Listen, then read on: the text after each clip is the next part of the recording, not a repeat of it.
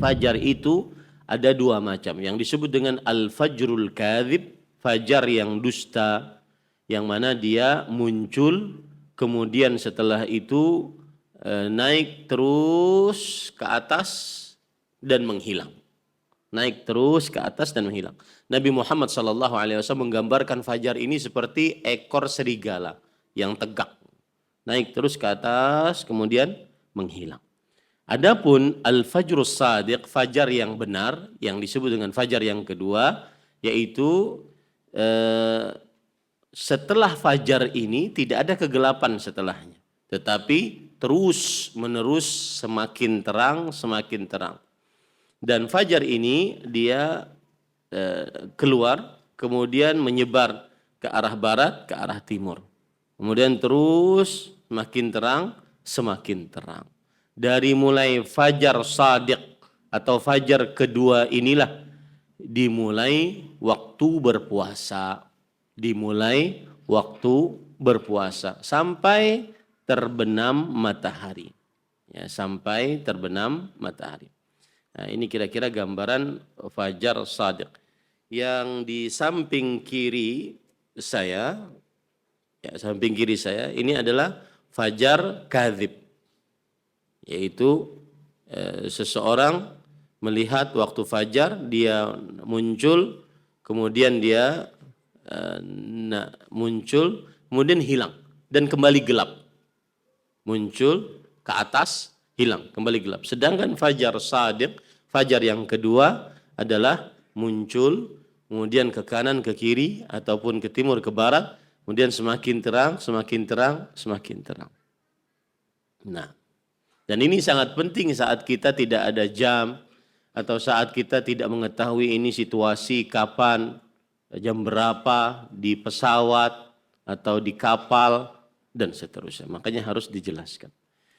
Taib, para ikhwan yang dirahmati oleh Allah Subhanahu wa taala, di sini dalam pembahasan yang kedua ini terdapat berbagai macam permasalahan fikih. Yang pertama, barang siapa yang terbit fajar dan di dalam mulutnya ada makanan. Barang siapa yang terbit fajar dan di dalam mulutnya ada makanan, maka hendaklah dia meludahkan makanan tersebut, mengeluarkan makanan tersebut. Kemudian dia menyempurnakan puasanya. Kalau seandainya dia menelan makanan tersebut, maka batal puasanya. Dan ini dengan kesepakatan mazhab fikih yang 4.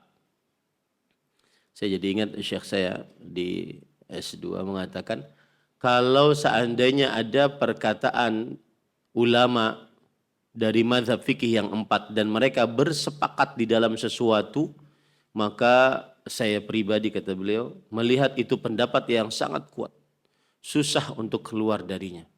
Karena tidak mungkin para ulama dari mazhab fikih yang 4 bersepakat dalam sesuatu kecuali mereka memiliki dalil yang sangat kuat. Tetapi itu pun bisa saja ada pendapat yang lebih kuat dari mazhab fikih yang 4. Tetapi susah untuk keluar kalau seandainya ada permasalahan yang disepakati oleh mazhab fikih yang 4. Karena mereka tidaklah bersepakat di dalam sebuah permasalahan kecuali mereka memiliki dalil yang sangat kuat.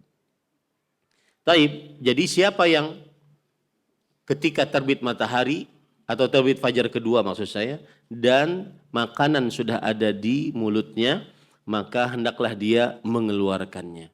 Lalu dia lanjutkan puasanya. Jadi pas lagi asik-asik makan, azan. Kalau bahasa kita di sini azan. Tapi kalau bahasa ulama fikih adalah terbit fajar kedua. Karena tidak mungkin saja kita tidak mendengar azan tapi sudah terbit fajar kedua. Mungkin tidak? Mungkin tidak? Mungkin. Ya, mungkin saja sudah terbit fajar kedua tetapi kita tidak mendengar azan. Nah, kalau seandainya kita sedang makan kemudian terbit fajar kedua, maka pendapat yang dipilih, lihat saya ngajarnya tadi saya sudah jelaskan bahwa saya akan mengambil pendapat yang kita kuatkan dan kita pilih dalam pertemuan ini. Dan itu adalah pendapat yang nanti akan ada dalilnya. Tanpa harus menyebutkan permasalahan atau khilaf fikih yang terjadi di antara para ulama agar pembelajaran kita cepat. Dan ini disepakati oleh mazhab fikih yang 4, mazhab Hanafi, Syafi'i, Maliki, Syafi'i dan Hambali. Baik. Dalilnya Allah berfirman dalam surah Al-Baqarah ayat 187, "Wa kulu washrabu hatta yatabayyana lakumul khaytul abyadu minal khaytil aswadi minal fajr." Makanlah, minumlah sampai terang bagi kalian benang putih dari benang hitam, yaitu masuk waktu fajar. Tsumma atimmus shiyama ilal lail. Kemudian sempurnakanlah berpuasa sampai malam. Sisi pendalilan dari ayat ini adalah bahwa Allah Subhanahu wa taala membolehkan makan dan minum sampai terbit fajar. Dan sebagaimana sudah saya sebutkan, terbit fajar yang dimaksud adalah terbit fajar yang kedua. Kemudian setelah itu Allah memerintahkan untuk menahan dari makan dan minum sampai malam. Baik. Kemudian juga berdasarkan hadis riwayat Bukhari Muslim dari Aisyah radhiyallahu anha, beliau bercerita anna Bilalan kana yu'adzinu bilail. Bilal radhiyallahu anhu, muadzin Rasul sallallahu alaihi wasallam, senantiasa mengumandangkan azan di malam hari, yaitu sekitar setengah jam sebelum azan subuh. Dan ini di Masjid Jami' Al-Barkah Raja TV dilakukan, Masya Allah. Ya, masjid yang dilakukan oleh Bilal. Bilal setengah jam sebelum azan subuh atau 45 menit, setengah jam biasanya, beliau azan di malam hari. Lalu Rasul sallallahu alaihi wasallam bersabda, "Kulu washrabu hatta yu'adzina ibnu Ummi Maktum." Yang artinya, makanlah kalian terus dan minumlah sampai mengumandangkan azan Abdullah bin Ummi Maktum. Abdullah bin Ummi Maktum. Fa innahu la yu'adzinu hatta yatlu'al fajr. Sesungguhnya Abdullah bin Ummi Maktum ini tidak mengumandangkan azan kecuali ketika terbit fajar yang kedua.